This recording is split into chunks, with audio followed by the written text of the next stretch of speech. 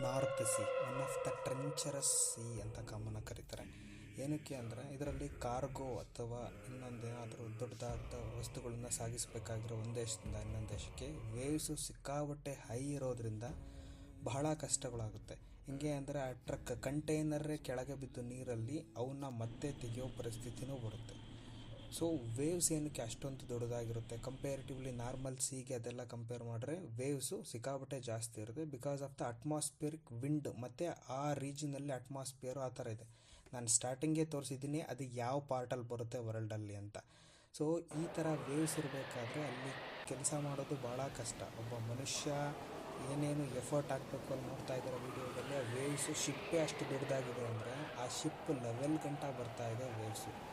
So ಅದಕ್ಕೋಸ್ಕರ ಬಹಳ ಕಷ್ಟ ಈ ಥರ ವೆದರ್ ಕಂಡೀಷನಲ್ಲಿ ನಾವು ಕೆಲಸ ಮಾಡೋದು. ಲಾಸ್ಟ್ ಕ್ಲಿಪ್ಪಲ್ಲಿ ಒಂದು ಹೆಂಗೆ ಬೋಟು ಉಲ್ಟಾ ಆಗ್ತದೆ ಅಂತ ನೋಡ್ತೀರಾ.